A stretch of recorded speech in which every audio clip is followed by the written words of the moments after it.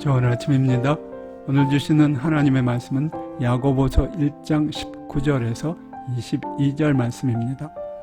내 사랑하는 형제들아, 너희가 알거니와 사람마다 듣기는 속히하고 말하기는 더디하며 성내기도 더디하라. 사람이 성내는 것이 하나님의 의를 이루지 못함이니라. 그러므로 모든 더러운 것과 넘치는 악을 내어버리고 능히 너희 영혼을 구원할 바 마음에 심긴 도를 온유함으로 받으라. 오늘의 제목은 성내기를 더디하라입니다. 사람들이 날이 갈수록 더 화가 많아져 가는 듯 합니다. 요즘은 어느 것을 가든지 분노하는 사람들을 자주 볼 수 있습니다.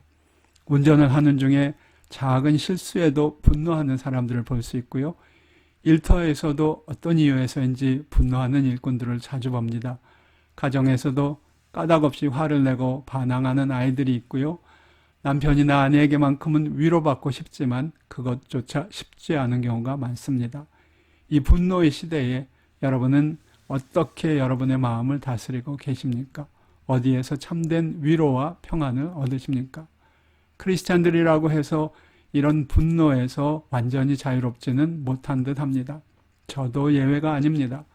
목회자가 결코 보여서는 안 될 모습 중에 하나가 이성을 잃고 분노하는 일입니다.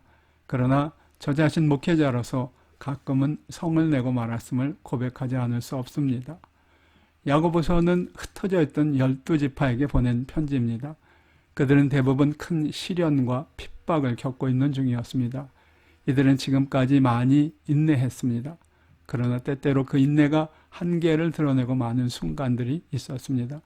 서로를 향해 분을 내기도 하고 심한 말들을 주고받기도 했습니다.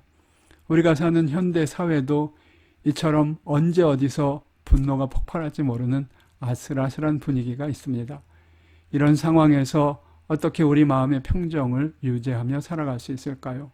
흩어져 있는 12지파에게 보내는 야고보 사도의 말씀은 그래서 바로 우리를 위한 것이기도 합니다.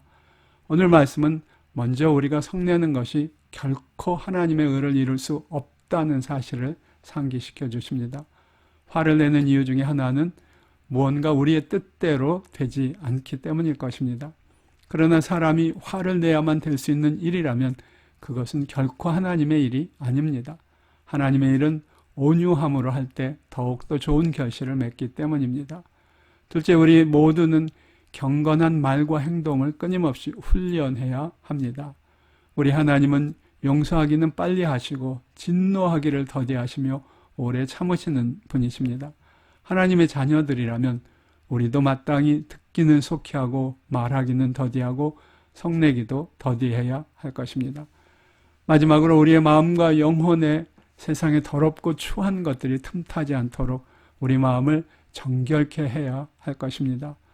우리로 필요 이상 성을 내게 하는 것은 타락한 세상의 영향일 수 있습니다. 세상의 영은 우리에게 탐심을 갖게 만들고 그 탐심이 결국 우리로 하여금 낙심과 분노에 이르게 합니다.